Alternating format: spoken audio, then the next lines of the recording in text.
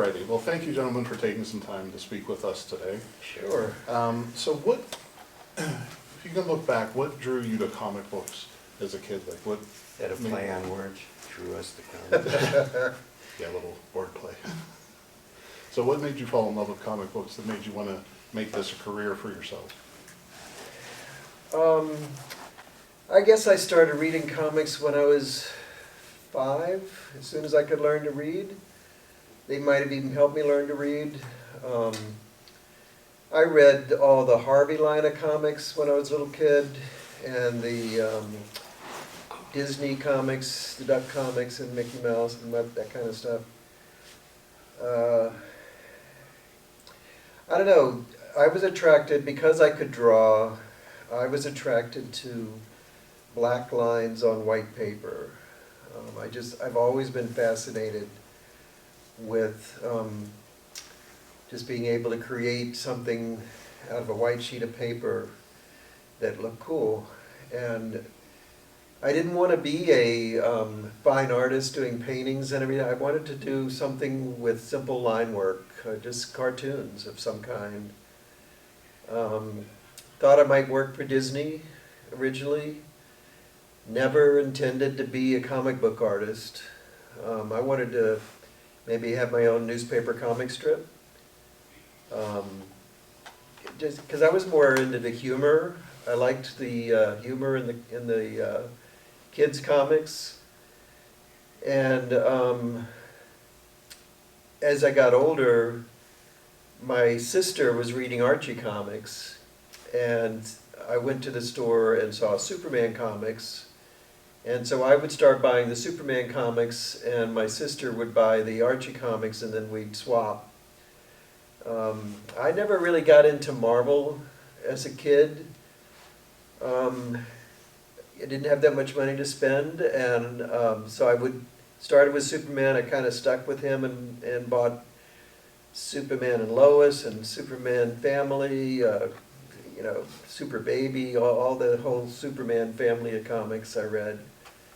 And then I discovered Mad Magazine, and that was my real love. I wanted to work for Mad when I grew up.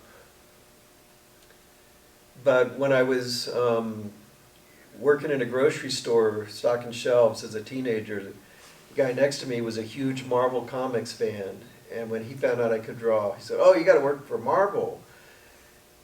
I honestly had never even considered drawing comic books. I don't know why it didn't occur to me, but it just wasn't, nobody I knew was reading comics. I had just decided I was going to go work for Disney or try to somehow get my newspaper strip going. I submitted a newspaper strip actually and got rejected. So I got into comics on the recommendation of a friend. Just kind of he would push me into it. I said, well, I'll start there and see where it takes me. Of course, I got rejected, so I had to try several times to break in, but finally got my foot in the door. How about you, sir? Well, a lot of similarities between what you said and my life. I had an older brother. He's 4 years older than me. So when he was 8 or 9 and I was 5, he started bringing Marvels into the house. This would be about 62. And that's just when Marvel was exploding with Kirby and Ditko. So I was right there from the beginning with the Fantastic Four, and Spider-Man and the Hulk and the X-Men and all that stuff. But concurrently, I was a huge cartoon fan, newspaper strip fan. I had a lot of varied interests, so I didn't necessarily also want to be a comic artist. And you got rejected once with a newspaper strip. All through the 70s, I must have submitted 5 or 6. I mean, I really wanted to be a strip artist. You know, I loved it. And to this day, I have huge compendiums of everything from Nancy and Peanuts to Beetle Bailey. You know, I just love newspaper strips. And quite honestly, I think if I had been successful with a newspaper strip, that would have been my dream.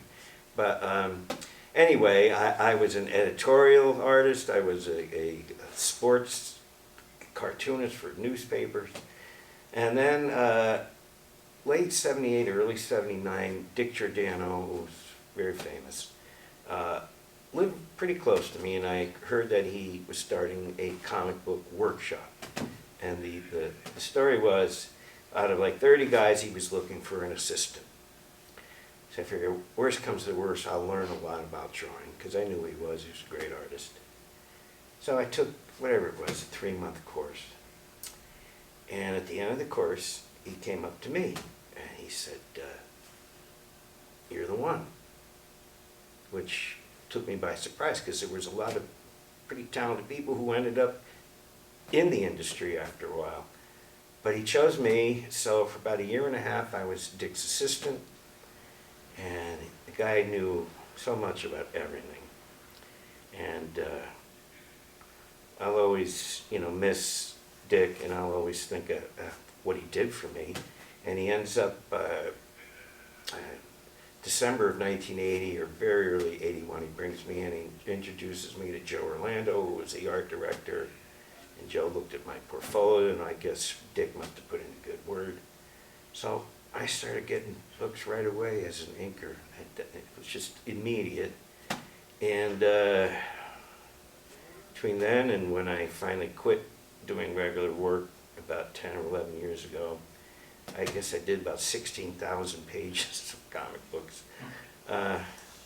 So I guess that's my story, and I'm standing by it.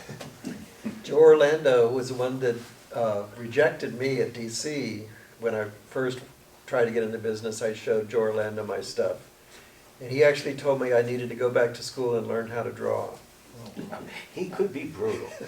He was very nice about it, but he was If I not may be a impressed. little crude following up on that, many years of working with Joe, he brought me into the special projects division of DC, where you had to really toe the line, and you got paid well, but God forbid you made a mistake. So one time I turned in a job, and this is years of doing it. He was always great to me, and he calls me up on the phone. Forgive me. And he goes, "Mike, you feeling okay?" "Yeah, Joe, I'm fine." "You're all right?" "Yeah." "You know that last job you sent me?" "Yeah, Joe." "It looked like shit." I said, "Oh, all right. Send it back and I'll fix it." But that was Joe Orlando. He didn't even mean anything by it. That's just how he talked. Very direct. So Mike, you had mentioned the term inker, which we hear a lot. What are the primary functions of an inker in the comic book industry? Boy, that's a big question. Yeah, that we've all wrestled with on many emotional aspects over the years. I'm going to say a little bit, then I'll let Bob take over. A lot of people think we are the tracer of lines, which annoy the crap out of people like us. So I'm going to just start with that, and Bob can take it from there for a while. Well, first of all, the job of the inker has changed tremendously over the years.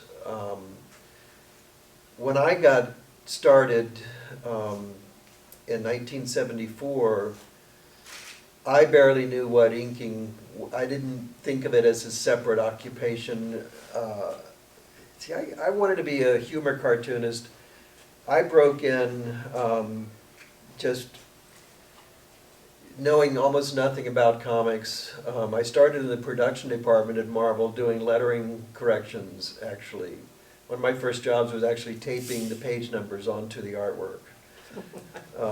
And then I worked my way up to art corrections and finally started getting some freelance work. But I only did that because when I was in production, Mike Esposito, a longtime inker, was sitting next to me. And he said, "Well, you can learn how to ink faster than you can learn how to pencil." And I said, "Oh, I'll try inking." And so I started doing some background inking for Mike Esposito. And for Mike, he wanted you to ink everything that was not the main figure. For for $5 a page. That's what your dad did to me for a long time. Yeah. And so I had to learn everything about inking. And so at that time, pencils were generally pretty rough. Yes. They didn't want to be traced. They wanted the inker to bring something to the table and add some style. Let me Sure. briefly interject. And the reason they were a little looser and stuff was because most of the people in the late 70s and 80s, the old timers, were not doing 5 pages a month. A lot of these guys were doing 30, 40, 50 pages a month, a couple of books a month. So they had to rely that the inker was going to know what the hell he's doing, because they didn't have the... They didn't have time. No, they didn't have time to be perfect to make a... George Perez was one of the first ones who really did that kind of stuff, but all during the 70s and 80s, well, I'll let Bob finish. 'Cause, I mean, Yeah, so they were rushed, and they expected the inker to know what he was doing and to not need every little thing done for them. Mhm. So that's how I learned to ink, was to finish the pencils, clean them up. If the guy didn't draw the hand well, it was my job to draw a better hand. You know, if he didn't put all the details on the costume, that was up to me to put the details on the costume. Light sources sometimes. Light sources, lighting, rendering. A lot of artists didn't have a real finished rendering style, so it was up to the inker to add a rendering style. So I studied every other artist I could find, figuring out, well, how does this guy render shoulders or cheekbones or whatever? And just borrowed a little bit from this guy and a little bit from that guy, and, you know, created my own style of finishing. But it was a very different job than what it became later on. I feel personally, this is my opinion, I feel like inkers like Tom Palmer, Neil Adams, and then later myself, Joe Rubenstein, Klaus Janson, we started really dressing up the pencils, adding a lot of lighting and rendering. And younger artists coming up looking at our work assumed that was all in the pencils. So when they came up as pencil artists to Marvel and DC and showed them their samples, they had put all that rendering into their pencils. So the editors looked at that and said, oh, great, I can give this to anybody, they can just trace it. And so the thing about inkers being tracers actually came true to a large extent, because the pencils started getting so tight, you'd have to ignore them to not trace them. So there were still things you had to interpret, and line weights and all kinds of stuff, but over the 90s, it really got very tight pencils, and then it got to the point where the editors wanted tight pencils. They didn't want to take any chances with the inker not knowing what to do, because then the inkers coming up would see these tight pencils and say, oh, I can trace that. They didn't have to learn how to finish pencils. They just had to learn how to put down a nice clean line. So the pencilers changed, the inkers changed, and then computers came along, and the whole ball game changed again, because the colorist, we used to, as inkers, would try to add tone to the artwork. So we'd try to create gray areas with rendering or with zipatone, cross-hatching, so that it was a gradation from white to black. And even, Go I ahead. didn't mean to interrupt you, but even light sources began being taken over by the colorists. Well, the colorist pretty much took over the job of the inker, Yeah, in a lot of ways. because they were adding the special effects, You they were almost adding the just lighting. doing contours after a while. They were doing everything that we tried to do in the inks before, leaving nothing. In fact, if you did much in the inks and then they tried to do color over it, Mud. it worked worse. Yeah. So eventually, nowadays, a lot of inkers just outlining Yeah. with no rendering. Or the colors will make it a mud, a thing of mud.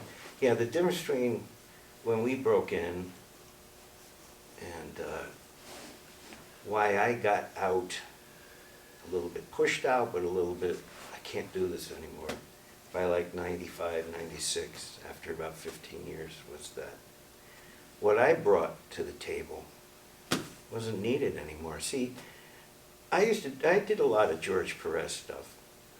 And I did a lot of George Perez breakdowns. We didn't talk about layouts and breakdowns. See, George would draw rough in a figure and then do some squares and rectangles, and he'd write cityscape. And it was up to me to do a George Perez cityscape. Now, of course, I got a lot more money. But A lot more or a little more? No, a lot more. Yeah? Yeah, probably another $50 a page easy back then, which was a lot, Yeah. 40 years ago. But yeah, I mean, and then he'd have a crowd scene with a bunch of assassins and be put in a lot of assassins. And you know, what you were seeing with those layouts and breakdowns was me, I mean, and to try to match George Perez, you know, you can't believe it. I did, because a lot of people knew I didn't break into the business to be an inker. I just like to draw, and I became an inker mostly because I could do 2.5 pages a day of inking, 2.5, and I was lucky if I could get through one. I just didn't have that amazing facilities that some guys have to just churn out pencils. But they all knew that I could draw. So I got a lot of really loose pencilers, new pencilers who didn't quite know. Matter of fact, I think the second story Todd McFarlane ever did. And he was just horrible. But yeah, I did lots of layouts, lots of breakdowns. So that was one thing I was relatively proud of. But then, as Bob was talking about, it was either the egos of the pencilers, you know, this is who I am, this is my style. And by the early 90s and the mid 90s, editors would look at me and say, "Hey Mike, don't you change anything, don't you move a line." And I couldn't stand that. You know, that was like, what am I, a chimpanzee?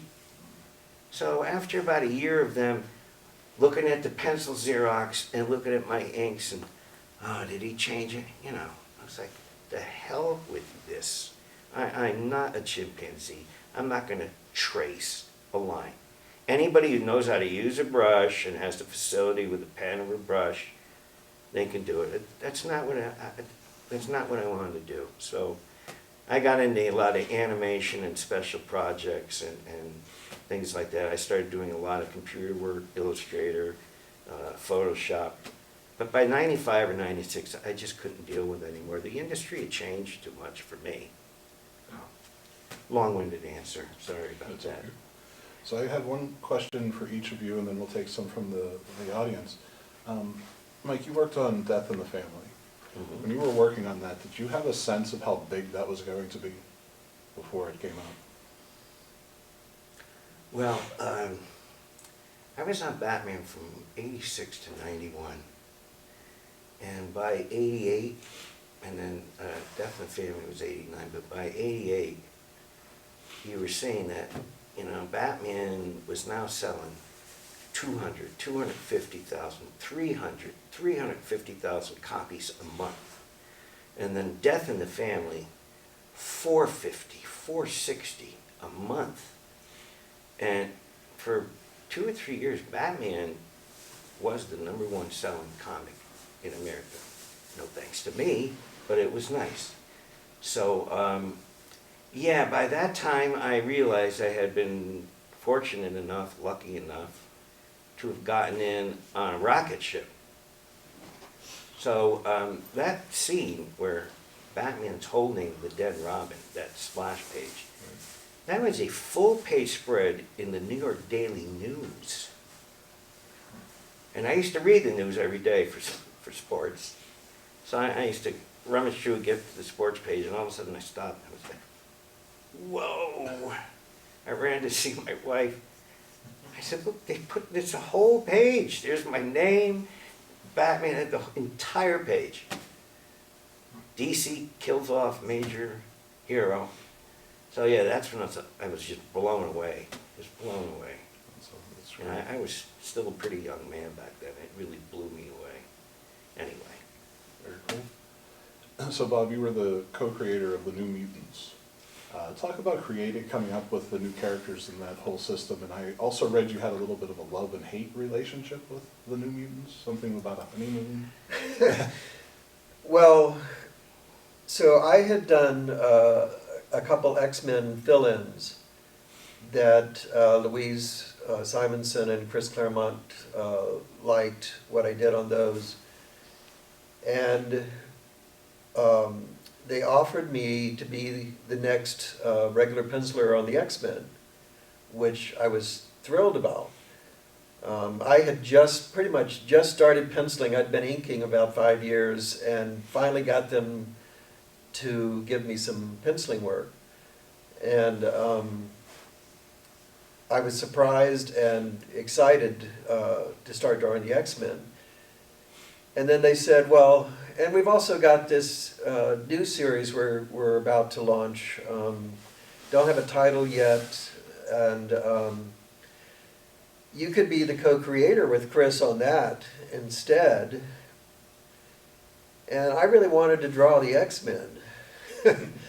And this new series might have gone nowhere. It was still being formed.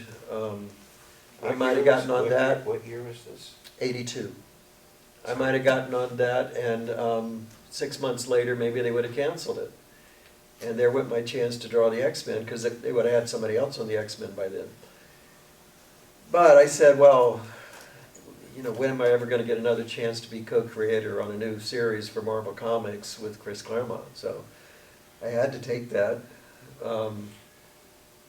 And so Chris and I started talking about what the characters might be, what their powers might be, which ones, because he had several ideas, which ones he wanted to use on the team, and what did I think of that, and basically just a lot of talking about how these people were going to use their powers, what they were going to look like. I did sketches of how they might look, how they might not look. Should they have individual costumes or school uniform? What the heck were we going to call them? And we went through a lot of titles, and I don't know who came up with the New Mutants. It was not me. I never liked that title. But I couldn't come up with anything better. So it ended up being the New Mutants. And Chris, I have to give most credit to Chris, because he had pretty much come up with powers and names for the characters. The powers changed slightly, but they brought me on after he and the editor had already talked a lot about what they were going to do. They wanted a younger team of X-Men. When the X-Men started out, they were called the teenage superheroes or something like that on the title. And then they gradually got a little older, and they said, let's go back and make a really young team of mutants, adolescents. And I don't want to sound full of myself saying this, but at the time, in 1982, there weren't a lot of Marvel comic artists who were decent at drawing younger kids. They tended to draw them like small adults. John Byrne is famously one of those that seemed to have a hard time drawing children. So I, grew up looking at Mad Magazine and the satire, and they would draw exaggerated people, but all kinds of people. They weren't drawing superheroes look like Superman and Wonder Woman. They were drawing normal people, weird-looking people. And so I learned how to draw different types of people, and I could draw younger kids pretty well. So I think that's why they chose me for the book, because like I said, I was pretty inexperienced penciler. But they liked my samples. Chris was very easy to work with, Louise Simonson, very easy to work with. So it was a great experience. And the problem was, since I was so new, I was still working out how to pose my figures. Where am I going to put the arms? What angle am I going to show things from? Just everything to do with penciling comics, I was new to and figuring out. And I had that monthly deadline. And so I got in, like, how many pages? Maybe 3 pages into the first issue. And at the same time, Marvel was starting up their graphic novel line, and they had been looking for something to put into graphic novel number 4. They said, oh, New Mutants, let's use New Mutants as a graphic novel. And so with the comic, there was no deadline. I was going to have all the time in the world to do my very best work. But then they said, well, let's make it a graphic novel. And I was excited about it being a graphic novel, but instead of having 20 pages to do, no deadline, I had 50 pages to do, and it was late because they had been looking for a title for the 4th graphic novel for a while. Good. So suddenly now I had to hurry and draw 50 pages. And they were going to give the inking to somebody else because of the deadline. I said, please, it's my graphic novel, you got to let me ink it. I begged them, and they said, well, all right, but we need it by this time. And I just happened to be getting married at the same time. And so I had to work through my honeymoon, knocking stuff out. And that sounds horrible, but my wife had a friend who owned a cottage on a beach in Florida. We're from Florida originally. And she loaned us let us stay there for free in her place on Anna Maria Island for a month. So I had a month-long honeymoon.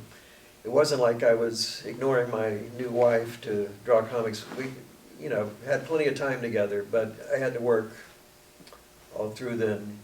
Still missed the deadline. It was close, but I was a little bit late on the inking deadline. But I was inking as fast as I could, penciling and inking as fast as I could go. And then the Comics Journal did a review of the New Mutants graphic novel and said, well, Bob McLeod's his own worst inker. And it's because I had just rushed so fast trying to get that on deadline. I don't think it's that bad, but it could have been a lot better. All right, anybody have any questions for these two gentlemen? Right there. So you mentioned that they wanted to turn, was it New Mutants into a graphic novel? When the graphic novel thing happened, you guys were in the industry, what was that shift like to go from comics to like literature? You want to take that? I think it lended a certain gravitas, if I can use a semi-fancy word, to the industry.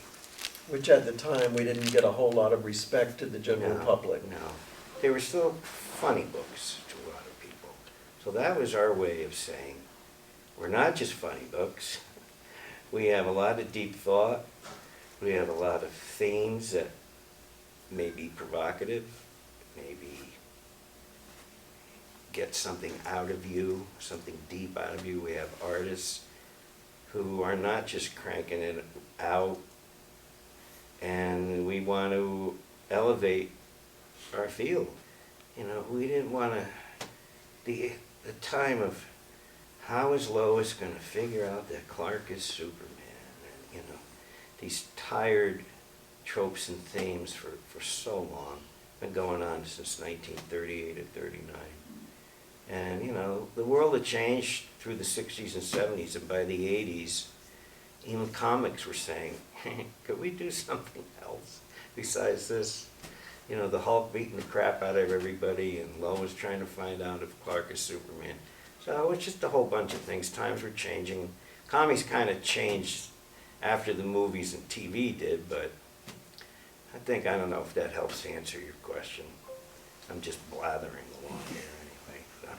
So. Well, also, like I was saying before, in the early days, pencilers were knocking out 5 pages a day. They rough pencils. Inkers were embellishing. But then there developed artists that were more in the illustration realm than, They didn't want to Jack wrap it Kirby, out. Yeah. simplistic stuff. They wanted to embellish and render and make very elaborate illustrations, which they didn't have time to do in comics, but they could do in a graphic novel. Yeah, they may have a year leeway Should to have do had a a novel, year, you yeah. know? I didn't have a year for mine, No. but most of them did, yeah. Anyone else have a question? So, is there a difference if, let's just say you guys are, drawing, inking, and is there a difference in artwork? Like, can somebody tell if you like the story versus if you don't like the story? Or no, there is really nobody can really tell a difference if I don't like the story because... That's a very good question. You won the very good question of the year award. Seriously. Don't you think that's a good question? Because a true professional, and this is what you're getting at, takes his emotions out of it, correct? There's lots of books that I couldn't stand the character, couldn't stand the story, didn't even like the penciler. But it was my job to push all that aside so that nobody would know that I didn't like the stuff, and I'm sure Bob's the same. I was going to say, I would hope you wouldn't be able to tell Right, whether we liked the story or not. If you could tell, we didn't do our job. right. We weren't being professional. Alrighty. Well, gentlemen, thank you for your time. We really do appreciate it. Put your hands together for Mike and Bob.